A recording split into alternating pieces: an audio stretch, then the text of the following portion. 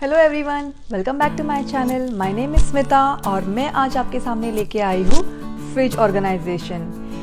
Fridge हमारे kitchen का सबसे एसेंशियल अप्लायंस है, चाहे वो बड़ा हो या छोटा।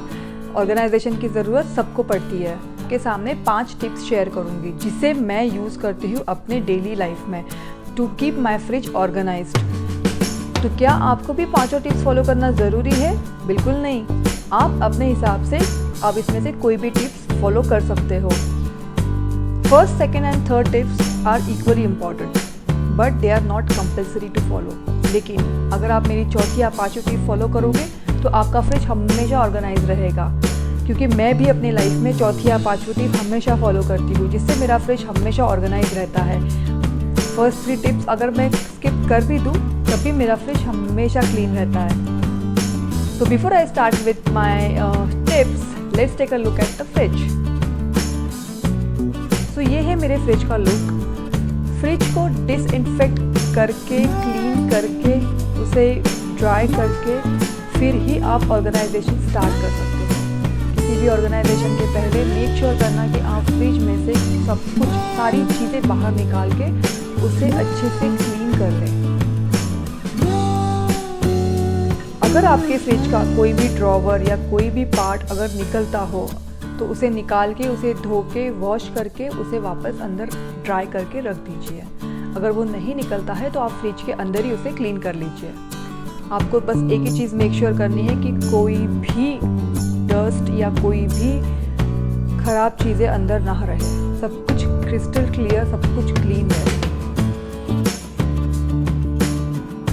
So let's begin with my 5 tips. First tip, clean, wash and dry. Yes, not the fridge. The stuff you are putting inside the fridge that you need to clean, wash and dry. जैसे कि आप देख सकते हो इस video में मैंने सारे वेजिटेबल्स को पानी के अंदर सॉल्ट या सोडा, बेकिंग सोडा डाल के उसे कुछ टाइम के लिए सोक किया है। उसके बाद उसे ड्राई करके मैंने उस वेजिटेबल्स को अभी मैं फ्रिज के अंदर रखूँगी। Same goes with fruits. आप फ्रूट्स को भी इसी तरह वॉश करके, उसको स्क्रब करके, वॉश करके फिर आप उसे सुखा के उसको फ्रिज के अंदर रख सकते हो। वैसे ही आप अपने सारी बॉटल्स को, जितने भी आपके पास बॉटल्स है, जैम्स है, जो भी है, आप उसे अच्छे से वॉश करके, उसे अच्छे से एटलीस्ट उसे पोंछ के एक वेट टॉवल से उसे अच्छे से क्लीन करके ही आप उसे फ्रिज में रख सकते हो। इससे एक फ़ायदा होता है कि फ्रिज के अंदर आप जो बैड ओडर होता है उसे आप अवॉइड कर सकते हो, जो गंदगी, जो एक गंदी स्मेल आती है उसे आप अवॉइड कर सकते हो। Coming to my second tip and that is bad odour. अगर आपके फ्रिज में थोड़ा भी बैड ओडर होगा, थोड़ा भी बैड स्मेल होगी तो आप उसे अवॉइड कर सकते हो। जस्ट कीपिंग वन सिंपल एक ग्लास जार लेके या बाउल लेके आप उसमें थोड़ा सा बेकिंग सोडा डाल दो और उसे आप आपके किसी भी कॉर्नर में रख देना फ्रिज के। या फिर अगर आपके पास बेकिंग सोडा नहीं है, पैंडेमिक टाइम चल रहा है, तो कोई प्रॉब्लम नहीं है, अगर आपके पास विनेगर हो तो आप विनेगर भी रख सकते हो। ग्लास के जार में इसलिए रखना है क्योंकि आप, हो सकता है कि आप उसे कुछ समझ के उसे उठा लो और फिर वो स्पिल ओवर हो जाए, इसलिए ग्लास के जार में चीज़ें ठीक से दिख जाती है कि ये विनेगर है या ये सोडा है, इसलिए ग्लास के जार में रखना ज़रूरी है और उसे आप हर वीकली बेसिस पे चेंज कर सकते हो। मेरी तीसरी टिप है ऑर्गेनाइजर्स। जी हाँ, I believe organisation is incomplete without having organisers. चाहे वो पैंट्री हो, चाहे वो किचन हो, चाहे कोई भी आपका घर का कोई भी हिस्सा हो, वो इनकम्प्लीट होगा अगर आप उसे ऑर्गेनाइज करने जाओगे विदाउट हैविंग ऑर्गेनाइजर्स। मैंने ये कंटेनर अमेज़ॉन से ख़रीदे थे, तो अगर आप चाहो तो ऐसे ऑर्गेनाइज़र्स जो होते हैं, जो फ्रिज के लिए डेडिकेटेडली होते हैं, तो वो आप ख़रीद सकते हो, क्योंकि ये ऑर्गेनाइज़र काफ़ी काम आते हैं आपको चीज़ें जगह पे रखने के लिए। इससे आपका फ्रिज कभी भी मेसी नहीं दिखेगा और आपको पता है कि आपकी हर चीज़ के लिए एक डेडिकेटेड जगह बन जाती है उस कंटेनर में। तो आपको जब भी वो चीज़ बैक टू फ्रिज रखनी होती है तो आपको पता है कि आपको कहाँ रखनी है। जैसे ये अंडों के लिए है, एग्स के लिए है, ये प्लास्टिक के है, और अगर आप ये नॉर्मल शॉप में भी लेने जाओगे तभी भी आपको मिल जाएंगे, आपको ज़रूरी नहीं कि ऑनलाइन ऑर्डर ही करने हैं, पर अमेज़ॉन पे काफ़ी ज़्यादा वैराइटीज़ में मिल जाते हैं, तो मैं हमेशा अमेज़ॉन से ही ऑर्डर करती हूँ। तो मैं एक ही कंटेनर में, एक ही ऑर्गेनाइज़र में मेरी जितनी भी सैंडविच की चीज़ें हैं वो मैं रख रही हूँ, ताकि जब मैं सुबह सुबह सैंडविच बनाती हूँ तो मेरे लिए बहुत ईजी होता है इसे पुल करना। तो इसमें मैं हमेशा अपने जिंजर, गार्लिक, कोरिएंडर और जो ग्रीन चिलीज़ होते हैं वो मैं इसमें रखती हूँ। I show you how, like green chillies, then these are coriander, जिसे मैंने क्लीन, वॉश्ड और ड्राई करके उसे एक टिश्यू पेपर के अंदर डाल के इस जिप लॉक में डाल के रख दिया है। तो ये मेरा जिंजर है, तो मैंने ये जिंजर डाल दिया इसमें, और ये है मेरा गार्लिक, आप देख सकते हो पील्ड गार्लिक है।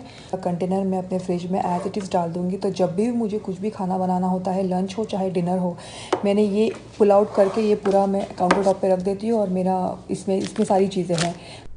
मेरी चौथी और सबसे इम्पॉर्टेंट टिप है, keep less to get it eaten. जी हाँ, आप हर वीक शॉपिंग कर सकते हो, I mean to say grocery shopping. हम लोग हर वीकेंड मॉल जाते हैं, हम लोग हर वीकेंड फैमिली के साथ घूमने जाते हैं। चलो पैंडेमिक टाइम को छोड़ के अगर बात कर लो तो every weekend we go out, and every weekend actually we can buy grocery for us. So ये चीज़ हम फॉलो करते हैं। मुझे फ्रिज में सब कुछ डंप करना बिल्कुल पसंद नहीं है। सो हम लोग हमेशा हर वीकेंड में ग्रॉसरी लेके आते हैं। वीक के दिन होते हैं 7, सो 7 दिन के हिसाब से हम लोग सिर्फ और सिर्फ 7 दिन का ही सामान लेके आते हैं। Well here I am not talking about the beans, legumes, dal, lentils या राइस या आटा, मैं उसकी बात नहीं कर रही हूँ। जो चीज़ें हम लोग फ्रिज के अंदर रखते हैं, स्पेशली फ्रूट्स एंड वेजिटेबल्स, क्योंकि सबसे ज़्यादा फ्रूट्स एंड वेजिटेबल्स ही होते हैं जो ख़राब हो जाते हैं। बाकी सारी चीज़ें तो सालों साल टिक जाती है, लेकिन फ्रूट्स एंड वेजिटेबल्स वो होते हैं जो बहुत जल्दी ख़राब हो जाते हैं। तो yes, we buy our grocery every weekend. उससे आपको ऑलमोस्ट 4 या 5 फ़ायदे हो सकते हैं। सबसे पहला फ़ायदा तो आपका पैसा बचता है।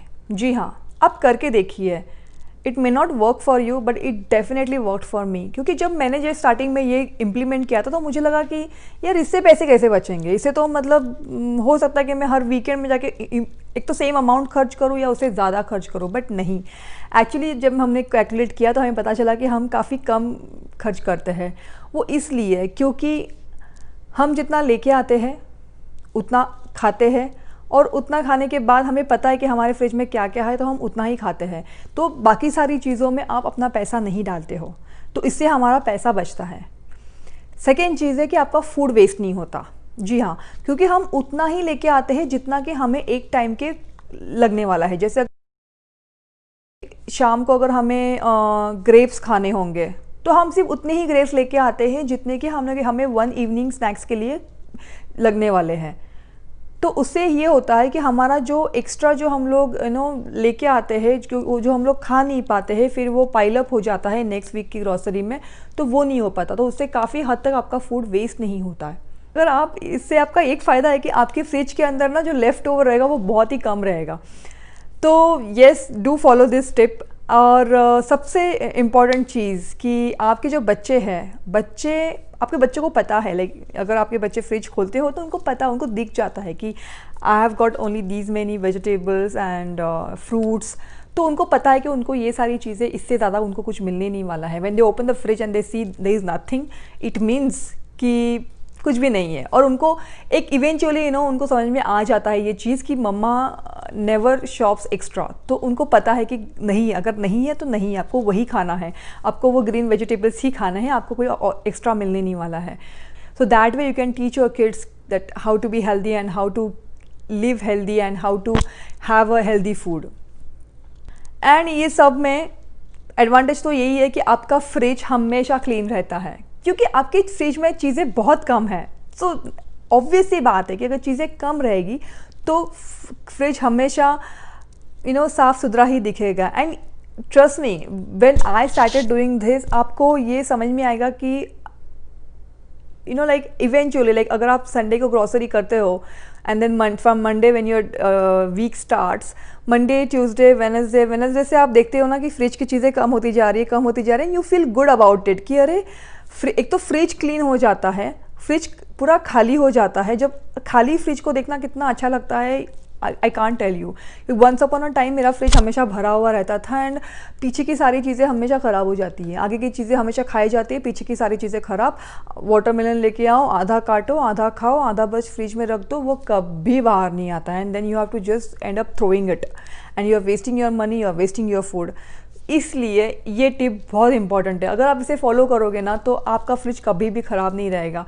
और अगर आपको एक्सेस में अगर कुछ बच गया हो ना, तो एक तो आप वो चीज़ें एक्सेस में बचा लो जो आप फ्रीज़ कर सकते हो। कि जैसे कि मेरे घर में बहुत सारे बनानास बच जाते हैं, क्योंकि बच्चों का भरोसा नहीं है, कभी खाते कभी नहीं खाते। तो अगर वो ख़राब होने वाले हैं तो मैं उसे फ्रीज़ कर देती हूँ, ताकि वो मैं उसे रीयूज़ कर सकती हूँ।